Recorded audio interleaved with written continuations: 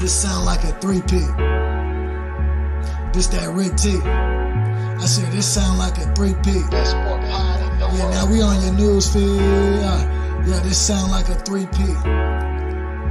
It's just that Rick T. Best sport pod in the world. This is season 3.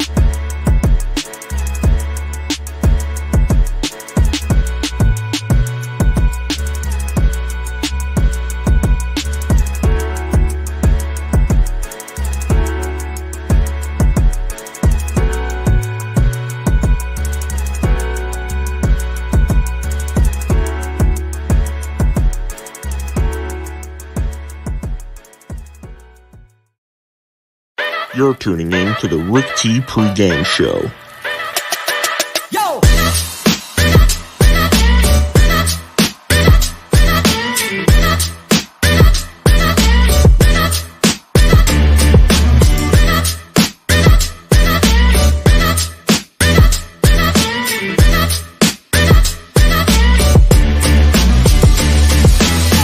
Come get your injury report, fantasy advice, and NFL weekly pick'ems.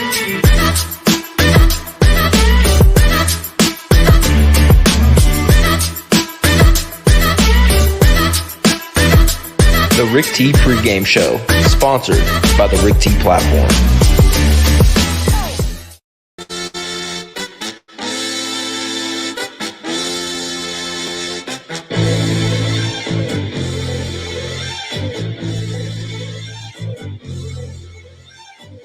And we are live with the Rick T pregame show, sponsored by the Rick T platform. What's up, everybody? I'm your host, Eric Holmes, a.k.a. Presidente. Joined alongside with your boy, Tony Cave, a.k.a. T-Cave22, and Dallas Clark, a.k.a. Nindo is my Nindo. How you boys doing, man? Good, man. How are you? Good, man. I'm ready to get to some NFL week 2. Dallas, how you living, bro? Oh, bro, you already know I'm feeling absolutely amazing, bro. Today's gonna be a nice chill Sunday. I was barbecuing last week, but this week I'm doing my normal thing. Yes, sir, man. You have to, man. And shout out to our new viewer, Maxwell Stockstill. He's a Hey, my boy. Man, welcome to the Rick T pregame show, man. Thank you for tuning in. And my boy Ken K-Hef, what's good this Sunday morning? Ken, you got a lot of work to do to get a dub in that 1.2K showdown, man. But we're going to talk about that here in a little bit. But let's start off with some NFL news from week 1. As you guys know, there was some good games. Dallas, actually, your team ended out week 1 in a tie. There were some teams that were supposed to win that didn't end up getting a dub. Tony, we're not going to get too deep into it. And believe me, I'm sitting here talking shit, and my team looks the worst out of us 3. So I'm gonna get it out while I can. You know what I'm saying? But let's talk about last week's games. Let's talk about some records in the division, starting off with the AFC North, man. So leading the division is the Pittsburgh Steelers and the Baltimore Ravens at 1-0, and then losing the division right now is the Cleveland Browns, or I guess they're 1-0 too. Sorry about that. And then the Cincinnati Bengals are 0-1. The AFC South, Houston and Indianapolis lead the way at 0-1 with that tie that they took week 1 against each other. Tennessee is 0-1. They took a tough loss against the New York Giants with a missed field goal at the end. And then Jacksonville going to beat Jacksonville. They started off exactly how we all expected them to start off. So let's go ahead and move it on to the AFC South. Already had the AFC South. Sorry about that. AFC East. Starting off with the Miami Dolphins and the Buffalo Bills. Both teams actually went out there and put on a show last Sunday. Miami getting the dub over – remind me who it was when you guys remember. And then Buffalo getting a big dub over the Los Angeles Chargers in that Thursday night game. Who did the fucking Dolphins play? I can't remember for some reason right now. Wow, you got me messed up. That was one of those questions that I totally forgot as soon as you asked me. Literally, I'm like, the Dolphins – oh, the Patriots. That's who it was because they came out and showed out. All the fans were like, sit down, Mac. Sit down, Mac. And that's the only reason I remember, man. But shout out to Maxwell Stockstill, the Patriots, man. Have to, man. Shout out to everybody who's here supporting all these teams, supporting RTP in general, man. Mike Clark in the chat with some footballs. We're ready for some Dallas football today, Mike. But, hey, my question is, with Buffalo 1-0 and Miami 1-0, I think we all know what we expect from Josh Allen week to week. But my question is, will we see another one of these? Will we see another one of these little waddle cams? Tony, I think you have arguments that this is one of the best celebrations in the league. Will we see a waddle today? Yeah, absolutely. He's getting in the end zone. You're going to see it. Okay. One thing we didn't see much of on Thursday anyway was a rock-out cam with Austin Eckler as they took the 26-27 loss to the Kansas City Chiefs. So let's go ahead and look at the AFC West, man. Chiefs sitting at the top at 2-0. Chargers sitting in the middle at 1-1. Denver and Las Vegas both starting the seasons out 0-1. But I don't think that's the persona that Denver and Las Vegas are continuing to give off. I think you guys will figure it out. Las Vegas actually looked really good, but they played a tough Chargers team. Denver, I think your guys' biggest problem was clock management. You guys had how many delay of games just trying to get set up on the line? You know what I mean? So I think if Denver can work on that, we might see Denver slide to the top of that ranking, man, and go ahead and join the Kansas City Chiefs later on. That 12th man really affected Denver too, man. I mean, you could tell Russell Wilson and that Broncos offense, they couldn't hear anything. And then you look at – I don't know if anybody saw that video of Tyler Lockett this week calling out Russell Wilson's signals and stuff. I mean, that's on Russell Wilson for not changing up his signals especially playing the team that he's been played with for the last decade, damn near. You got to change things up, Russ. You can't be lazy like that. Have to, man. It was a good game. Don't get me wrong. It was a good game. It was exciting to see Russell Wilson run out that tunnel and the whole 12-man boo the shit out of him. And when I was watching that, I was actually watching the Eli and Peyton thing, and Peyton was actually shocked. He was like, when I came back to Indianapolis, I didn't get booed, not at all. People were respectful to me. They loved having me there. I got cheers. They played like a tribute video. Russell Wilson came out the tunnel, fake high-fiving fans because he didn't have any there. And then they just booed the shit out of him the whole game. He said it didn't affect him. Tony, Dallas, I think we can all see that it did affect him a little bit, even if it wasn't a lot. 12th man definitely came to play, man. So Denver, going to have a lot of work to do, but they do have the right coach, the right quarterback to do it, man. So don't get too down on yourself, Tony, because we're going to talk about my Cowboys here in a little bit. And you better watch it. That's all I'm going to say. I was going to say, we're about to talk about my Cowboys here in a little bit, and I expect all the smoke. But let's talk about the Minnesota Vikings, Chicago Bears, Detroit Lions, and the Green Bay Packers in the NFC North. Minnesota and Chicago leading the fucking way after 1 week. Detroit 0-1 as expected from a lot of people. And Green Bay 0-1, which doesn't happen a lot in this AFC North division. One player that went off, and we'll talk about him here in a little bit, is Justin Jefferson. But my question to you, Dallas, and they do play the Eagles on Monday night. Are we going to see another gritty cam? Are we going to see some more Justin Jefferson celebration? Oh, absolutely, man. That boy Justin Jefferson is hot and is going to continue to prove why he was one of the top 3 wide receivers in fantasy football this season in drafts. He was a fucking beast, bro. He made it look easy, too. And the whole week, all the debates I kept seeing is, who's better, Justin Jefferson or Jamar Chase? Both of them had great games. We're going to get into that debate, I guess, a little bit later when we start talking fantasy advice, because that's actually an opinion I want to get from you, Dallas. If you had to choose between the two, who are you going to get on it, man? So go ahead and think about that. And have your answer ready later in the show when we talk about it a little bit, man. But yes, we will see another gritty cam, according to our guy, Dallas Clark. Let's go ahead and move on to the NFC South. The New Orleans Saints and the Tampa Bay Buccaneers 1-0 after their Week 1 wins over the Falcons and the Dallas Cowboys. Carolina takes a tough loss to the Cleveland Browns. Baker goes ahead and loses to his old squad. And then you guys know Atlanta will be Atlanta and give up big leads to whoever is on the other side. And that's how they end up 0-1. And then let's go ahead and talk about this. Holy shit. The NFC East. Philly gets a big win, a close one versus the Detroit Lions as DeAndre Swift came to play. As you guys see in the chat, my gosh, Sean is going crazy. How about them Cowboys? We taking command. And yes, he is talking about the 1-0 Washington Commanders with hell of a quarterback week 1, man. Carson Wentz balled out. The New York Giants also 1-0 with that last-second missed field goal from the Tennessee Titans. And then we have my 0-1 Dallas Cowboys, the only team in the NFL week 1 to not put up a touchdown on the fucking board. And Tony, before you get into it, I'll let you have a shot. This is how I fucking feel. This is how Dak Prescott sleeps after stealing $43 million a year and scoring 3 points for our Dallas Cowboys, man. It's a fucking shame, but I'll let you have the floor, Tony. I just want to say one thing. After all that shit you were talking, I'm just going to keep it simple. Ready? Yep. Dallas is the only one in their division without a win right now, right? Yeah. They are also the lowest scoring team in the NFL. So Yep. watch your mouth when you're talking about my Broncos. So let me go ahead and rebuttal and say we had the number 1 scoring offense in the league last year, which honestly makes us look worse. That makes us look worse to go from first to last in a matter of an offseason. It's horrible. And, there's been no back-to-back winners in that division since 2006. So I didn't really expect us to come out here and just ball out, but I do expect us to be in competition with that division, being it's the Eagles, Giants, and fucking Commanders. This is our year. Say it, Eric. Sean, get the fuck out of here, bro. Commanders got 1 good win over the fucking Jags. I don't want to hear about it. Who you guys play today? Let's go ahead and pull up the games real quick. Who does the Washington Commanders play today? Lions. They play the Lions. I got the Lions. The Lions are favorited for the first time in like 9 years. I got them. I got the Lions. So fuck you, Sean. But let's go ahead and move on. Defense played pretty well last week. Yeah, but it was Jacksonville. It was Jacksonville, man. I'm saying that, and Dallas is like licking his chops. Detroit. He's like, yeah, it's Jacksonville, baby. It's Detroit. Well, see, my personal opinion, man, I mean, like Carson Wentz had kind of a bone to pick with Jacksonville. Jacksonville, that game with him last season at the end of the year is probably 95% of the reason why he's not an Indianapolis Colt today. And he kind of had a bone to pick with the Commanders or with the Jaguars. And I'm really hoping that the Indianapolis Colts have that same mindset. I know we're going in banged, battered, and bruised into this Jacksonville game, but I'm really hoping that the Colts go into that game with that same mindset that Commander Carson had last week.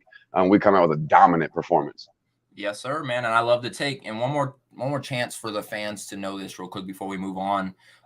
We are doing a hashtag this week for our RTP Pick'em. So if you use hashtag RTP Live Pick'ems on Twitter or Facebook, you're entering yourself for a chance to win a free jersey, as we're doing if we also hit 35 viewers. All you have to do is pick one game's correct score along with the hashtag RTP Live Pick'ems, and the winner will be announced next Sunday on the show. And that's even if there is a winner. So again, use hashtag RTP Live Pick'ems, pick any game you want from this week, and predict the correct score. If you hit the correct score exactly right, you're entering yourself for an RTP jersey giveaway. And a lot of people aren't going to get those scores correct. So if you're one of 20 people to get the scores correct, that jersey is yours.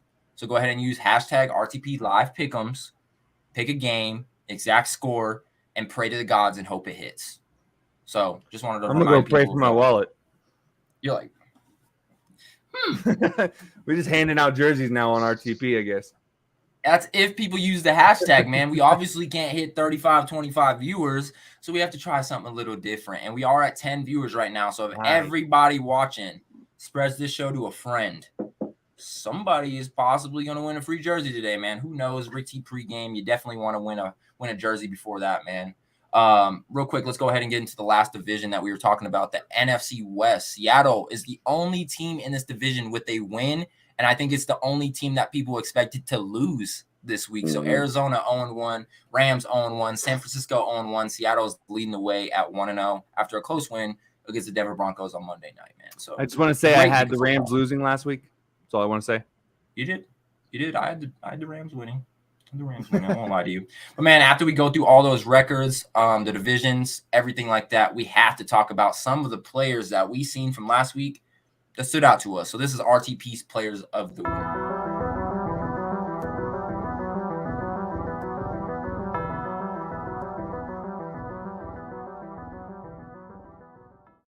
Starting out with our Offensive Player of the Week, Mr. Justin Jefferson. The guy had 9 receptions off of 11 targets, 184 yards. His longest was 64 yards, and he had 2 touchdowns, which, accumulatively ended up being 20.4 yards a catch for Justin Jefferson. So how about have a day? How about that? How about them Vikings, to be honest, go ahead and knocking off the Green Bay Packers in week 1. And then our defensive player of the week, obviously, had to go ahead and put him on here because he won't be on the field for quite a while. I got Mr. TJ Watt, the defensive end for the Pittsburgh Steelers. He only has played 1 game this year, had 6 solo tackles, 1.5 sacks, 1 interception, and 2 pass defenses, man. So the guy, though he won't be on the field for a good 4 to 5 weeks, the guy is balling the fuck out, and he did his fucking thing this weekend. And that's just our players of the week. But now we're going to go ahead and talk about some coaches of the week. So, Tony, are you ready for this? Miller on the beat, so it's not nice.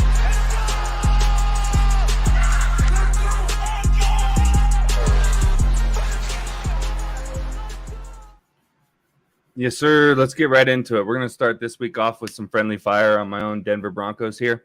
Nathaniel Hackett needs to learn how to manage the timeouts and get play calls in faster. The amount of delay of games and all-around offensive penalties were killer for us.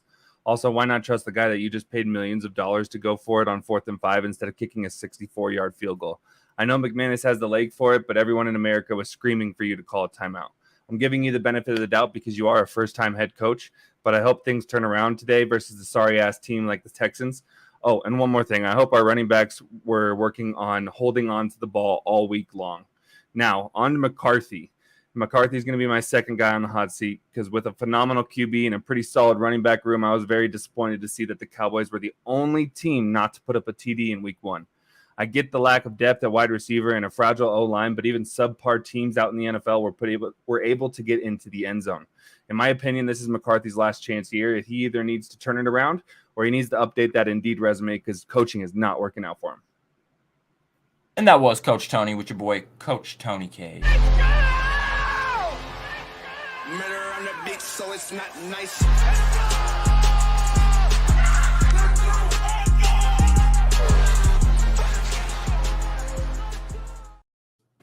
Man, Coach Tony, more like Coach Busta Rhymes over there. He was just spitting. Wow, coming on there fast. Why they killing it? Look at that boy. He didn't even take a breath and didn't make one mistake. That was damn impressive, bro. Appreciate you. Man. Shout out to everybody watching. RTP Little Spinks, my guy Sean Matthews, Maxwell Stockstill, K Hef, Mike Clark, everybody tuning into the Rick T Game Show, man. We appreciate you guys more than you guys know. We're going to get into our first short, quick commercial break here on the Rick T Pregame Show. On the other side, we're talking week 2 of NFL, whether it's injury reports, NFL news, or maybe even our pick'ems. You guys stay tuned. We'll be back in about 30 seconds, 45 seconds. See, this is Rick T. Also, Rick T, okay? Couple hundred. Come on. I've been on. Tell me who gon' take me off. Take me off. I've been on. Tell me who gon' take me off. Take me off. Hold it high, weather wood. Keep it true, that's what's good. Kiss my mama, show that love. Pop them bottles in that club. I heard your crew was talking lips. Guess what I did? Smack that trick. Guess what I did? Go everything. Go less things. Go less chains. Go less things. You can see me stop when you turn on the screen. You can see me stop when you turn on the screen. I'm bigger than life. My name in the lights. I'm the capital B. I don't need no hype. The capital B mean I'm about that life. The capital B mean I'm about that life, bitch.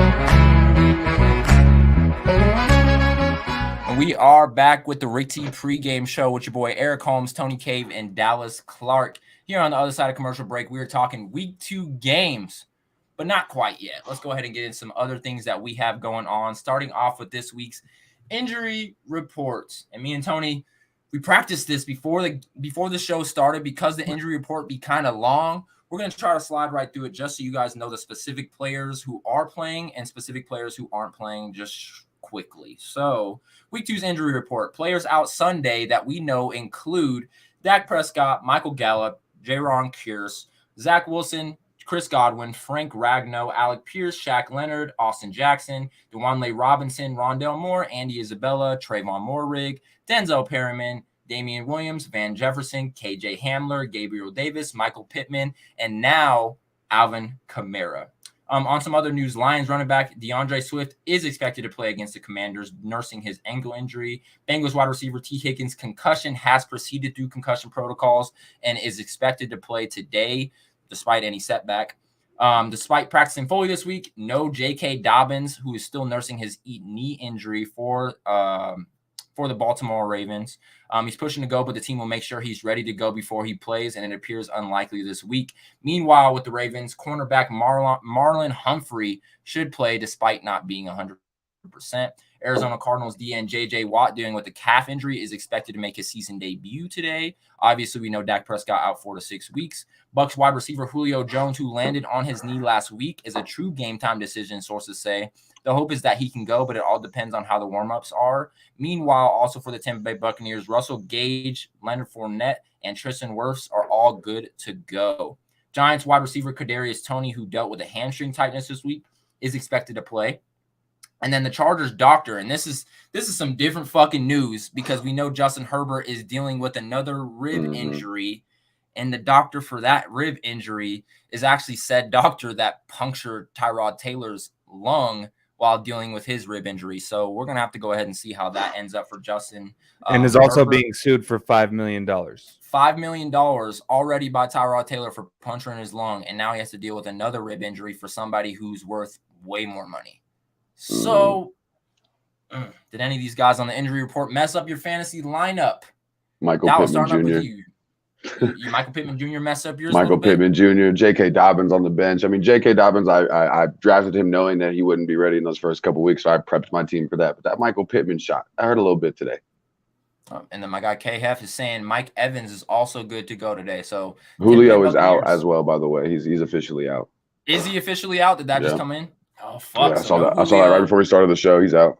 No Julio, no Chris Godwin, but they still have Mike Evans and Tom Brady. Kittle, JK, and Alvin. Yeah, so George Kittle is actually still nursing his injury, and he keeps trying to rush himself back, but I don't think the 49ers are going to let him do that. So, again, he's going to sit this weekend. None of these players for week 2, and maybe some of these players will help your fantasy lineup out that we did name that are expected to play. My player that fucked up my fantasy lineup a little bit, and yes, he is still expected to play, but DeAndre Swift on a pitch count after having 17 fantasy points last week and being like my guy to go in this week into another tough matchup, and then him being on a pitch count is going to fuck my fantasy team up a little bit. Tony, any of these injuries mess your stuff up? No, I'm actually sitting pretty in both of my major leagues, and 2 of those injuries are actually helping me out in one of my other leagues, especially the Alvin Kamara one. So that's huge. Okay. We got some fantasy shit talk going on in chat though. I was about to say, yeah, we're already getting. It's I'm gonna a beat this man showdown. down. It is like Dallas said, it's the 1.2K showdown. Which Williams are you talking about?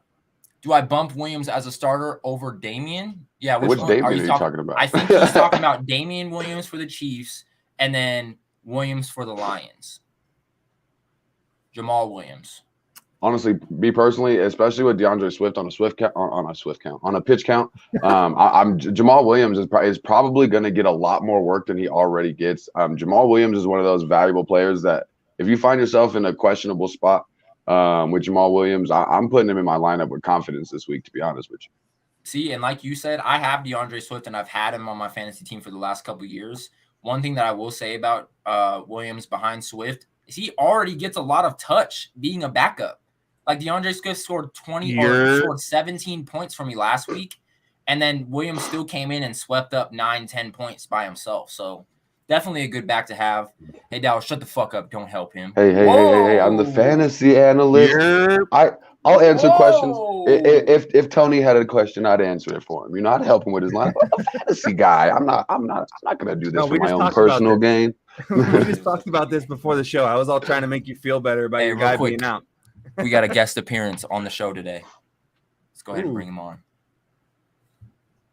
Look at all the Dolphins shit he's got on. Was that Shot My Waddle? Dolphins gear. Everyone said, "What's up, Shot My Waddle?" Shot my waddle. That's right. Yes, sir. I shot my waddle.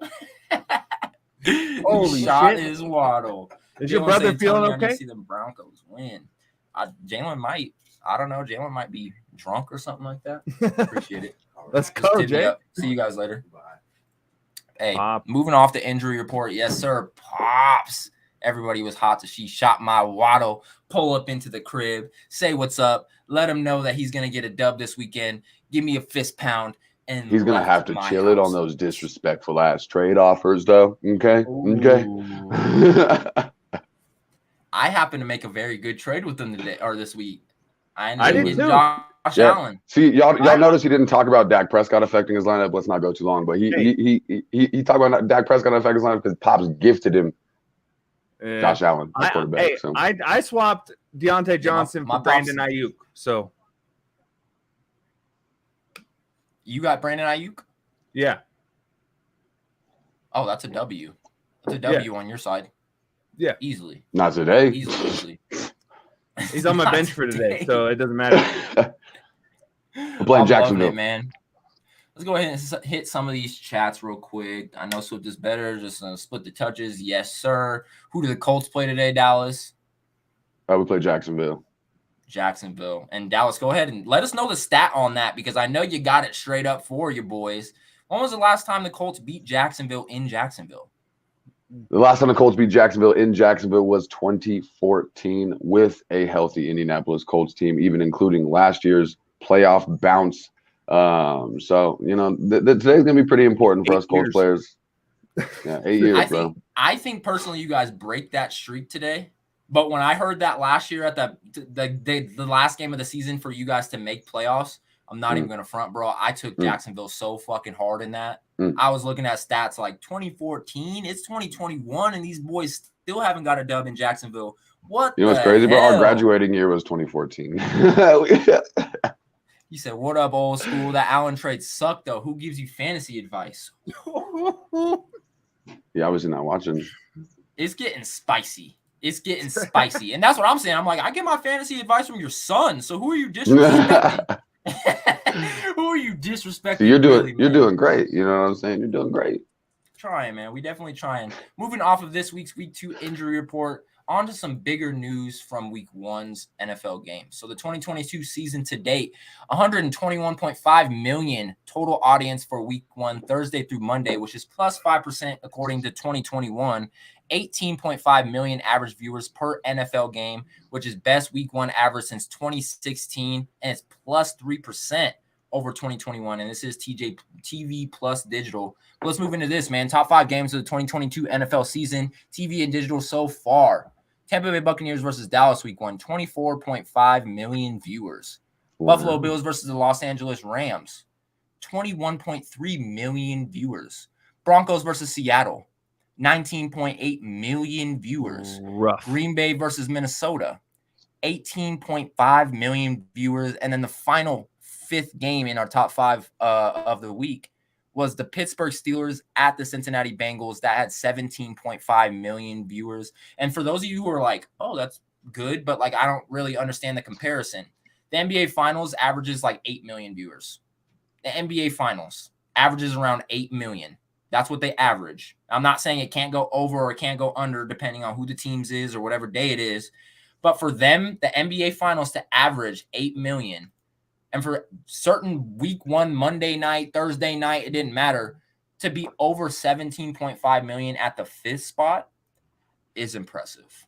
So shout out NFL. They're going to keep going, keep getting views. People are getting more interested in football, whether it's in America or outside of America. And as you guys know, I think we have 3 or 4 games outside of the country this year. So they're just going to keep getting bigger and spreading the word to everybody. Shout out to everybody, man. And this guy, I'm not going to say the name, but shout out to the Rick T podcast, man. And we appreciate you guys. Yo, that's Noah Gresham. He's usually on Facebook. I know, bro. Honestly, I like the name. I won't say it, but I fuck with the name. Beep. Nah, nonsense. Shout out to the Rick T podcast, man. No, shout out to you for the name and shout out for you to tuning in. One more time, we're at 16 viewers. If everybody here spreads this show to a friend or family member that they know, somebody here, somebody watching, somebody in chat is getting a free fucking jersey. So go ahead and spread the love, spread the show of the Rick T podcast, man. Rick T pregame show, if you will. But let's get off the injury report. Just talked about the millions and millions of viewers that the NFL is renovating in. Now let's talk about some news going into week 2. We just talked about this one a little bit. The Chargers doctor caring for Justin Herbert's rib injury is being sued from former Charger quarterback Tyrod Taylor, who is seeking at least $5 million after suffering a punctured lung in 2020, according to the copies of the original lawsuit obtained by ESPN. So Dallas, let's start off with you, bro. Does this guy deserve to have this job, or should he have already been fired, or what's your opinions on it, man? My opinion is that he deserves to still have his job. I mean, it was an obvious plot by the Chargers. They could no longer sit and let Justin Herbert sit behind Tyrod Taylor, but Tyrod Taylor was playing some damn good football, if you don't remember, at the beginning of that season, and they were just chomping at the bit to start Justin Herbert. So I'm not gonna lie to you, I'm sure they slid him a little Benji or two to pop Tyrod Taylor's lung and just cause an accident that forced them to play Justin Herbert. So I think he earned his job. I honestly, yeah, they're gonna cover that like that. I never really thought about it. It was like a plan, but now that you like say it, they did pick this guy in the top 5, not to sit the fucking bench. So that's what I'm saying. Like they started Tyrod Taylor, and he was playing damn good football, and they were like, bro, we have to kill him. Honestly, if we're gonna start Justin Herbert, we have to eliminate Tyrod Taylor, and he did his job. He said, we have to kill him. We have to kill him. Puncture his lung, doc, please. Moving on, man. Tony, what's your opinions on this, man? Chargers doctor who's caring for Justin Herbert's rib injury is being sued from Tyrod Taylor, seeking at least $5 million from puncturing his lungs. What's your opinion on the whole thing? I mean, Dallas really covered it all. I mean, there's not much else that you can kind of say there. I mean, he deserves to sue the guy for $5 million. He did it. Yeah. You know, it's part of the job. You can't go around sticking needles in people and not have any repercussions if you don't do it correctly. So even if he did get paid to do it. And that doctor was legally blind like Jameis Winston. He didn't know where he was sticking that needle. He was just going into some body, bro. He didn't fucking know. Hey, real quick, Eric, you want to talk about some stats really fast? I just saw a stat in the pregame show. Matt Ryan is 4-0 in his career against Jacksonville. Maybe he swings things in our way this year. Matt Ryan? My pronouns are he, not him. Because I'll never be him. Mood for Matt Ryan being 4-0. What in the fuck bro. Did I just watch? I knew Tony was going to be like, nah. But my pronouns are he, not him. Because I'll never be him. You can tell with Dak Prescott going out, Cowboys fans have too much time nowadays. That might be it. Honestly, I've been seeing shit that I never would have been interested in. And since the Dallas Cowboys suck, I'm like, that's what I'm saying. What was that? Bush, calm down, bro. You and all your chest tattoos on my screen right now. Chill, bro. Chill. What was that? That was my mood towards Matt Ryan. Dallas, repeat the statistic one more time. I don't even know if I can anymore. Jesus. You said Matt Ryan. So the Indianapolis Colts have not won in Jacksonville in 8 years. Matt Ryan is 4-0 against the Jacksonville Jaguars in his career. It's a beautiful stat. I won't play the video again because Bush and Tony are fucking going wild over it. Well, bro, we get up to 18 viewers, then you pull some shit like that, we're going to be down to 6 again. Okay, fine. Let's get back into it. Dallas.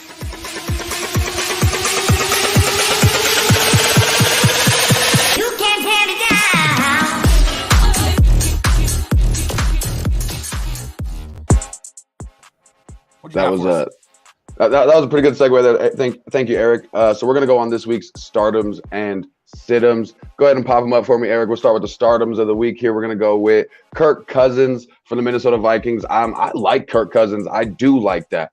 He played amazing last week against the Green Bay Packers offense. He's playing a really terrible pass defense this week.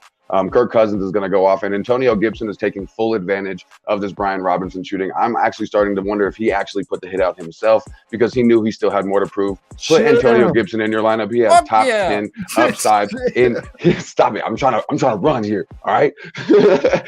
Antonio Gibson has top 10 upside. Now let's go on to the situms of the week for me this week.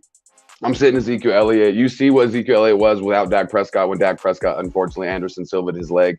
And Ezekiel Elliott, they know that the focus is going to be Zeke and Tony Pollard, so they're going to be shutting down that run defense. And David Montgomery, he's one of those players, if you have to start him, you don't feel bad about it. But if you have another option, I don't want to start David Montgomery, considering the fact that he got great volume last week in 17 rushing touches and only produced like 39 rushing yards.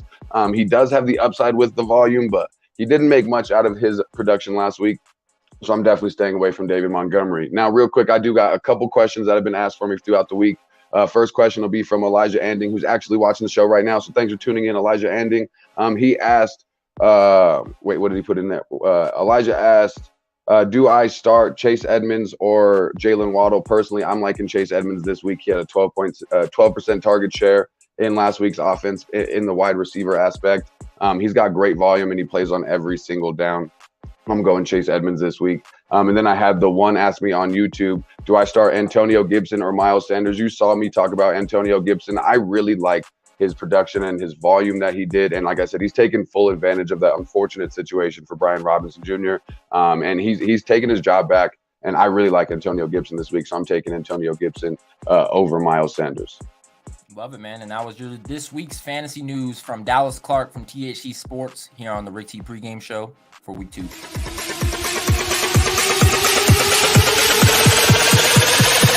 can't tear me down.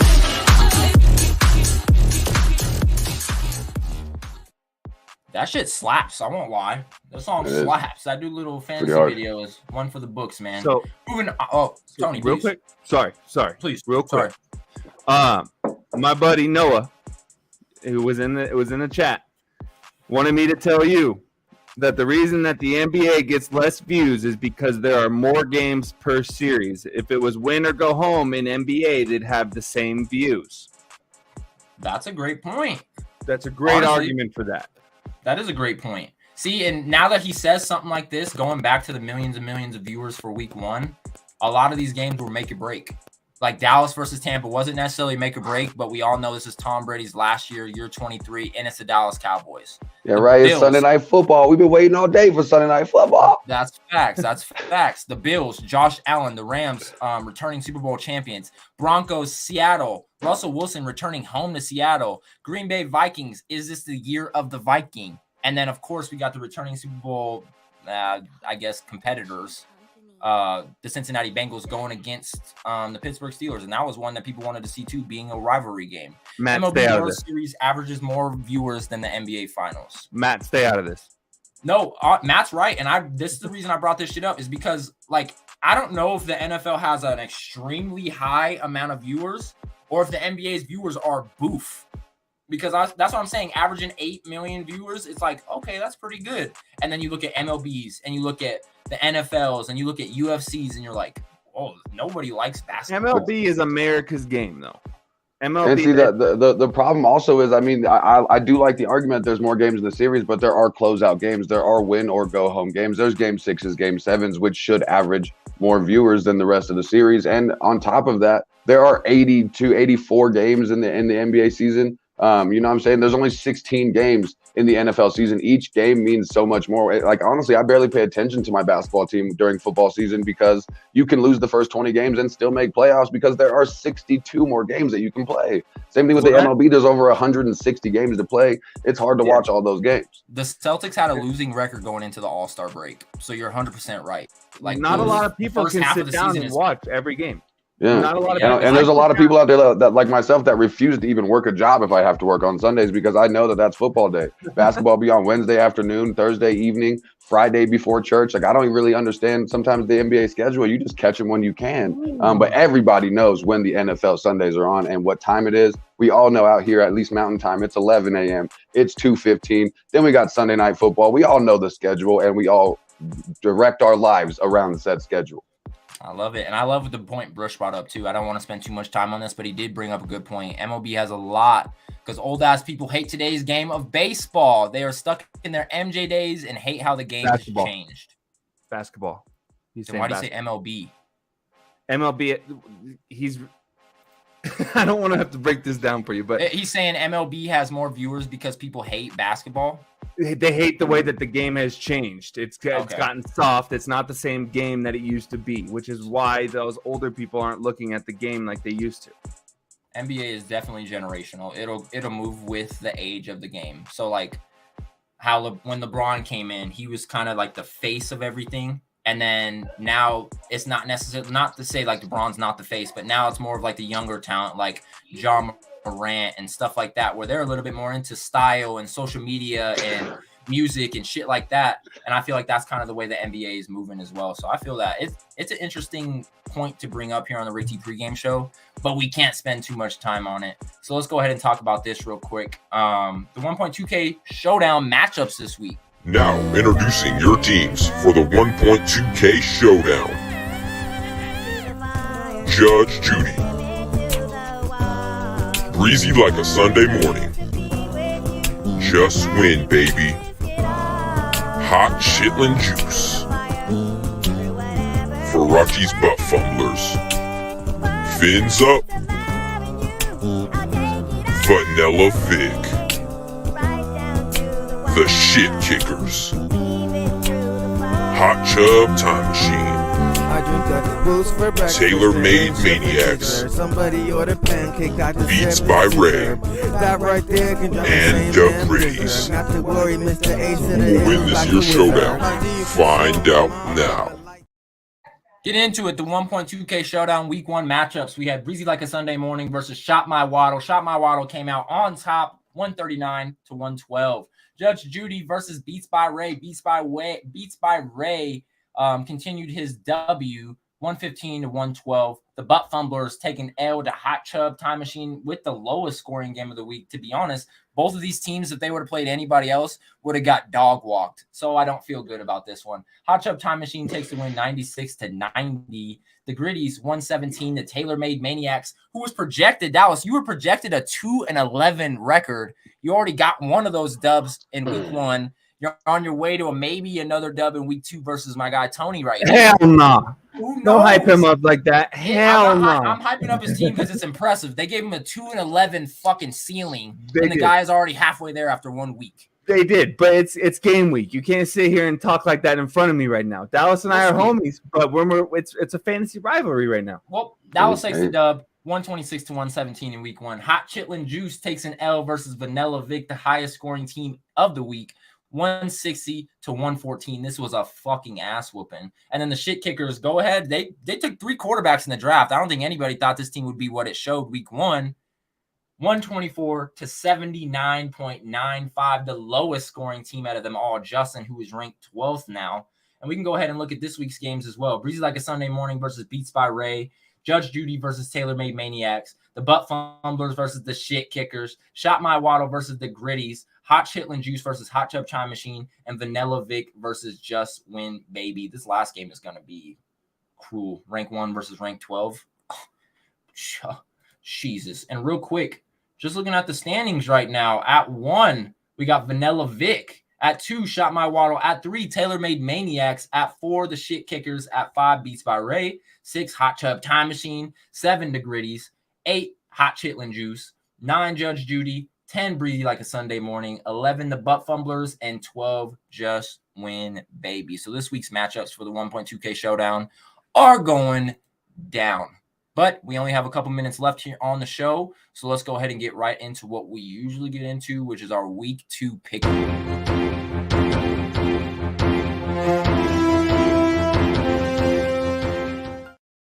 Starting off here, man, usually what we do is we're going to pick the Thursday night game, which we didn't get to talk about last week, so we can go over the who had who. Me and Tony had Kansas City. Dallas and Justin had the Chargers. The Chargers ended up losing by 3 points. Very close game at the end, 27-24. We're going to choose Sunday night's game, which is the 0-1 Green Bay Packers versus the 1-0 Chicago Bears. Can the Bears finally knock off Aaron Rodgers' reign in Green Bay? And then we have 2 Monday night games this week, the 0-1 Titans versus the 1-0 Bills, and that's at 7:15 Eastern time. And then we have the 1-0 Vikings versus the 1-0 Eagles, the return of Jalen Reagor, however you say it, and that one's at 8:30 p.m. Eastern time. So let's go ahead and get into it. Dallas, starting off with you, bro. Who you got in the Sunday night game, Monday night games? Sunday night, Chicago takes back their ownership of Aaron Rodgers. Chicago wins 17-24. I got Buffalo beating the dog water out of Tennessee. They're going to win 31-10. And then I got Minnesota playing a really good game against the Eagles. That one's going to be 35-24. Love it. Tony? I agree with everything Dallas said except for tonight's game. I think Green Bay is going to make some adjustments and they're going to run the ball a lot more. And Aaron Jones is an animal. And then when you have a backup like A.J. Dillon, it's over with. They're not going to be able to stop that run game. I think it's over with. Green Bay 28, Bears 21. Bills, like Dallas said, dog walking them. Let's go 35-14.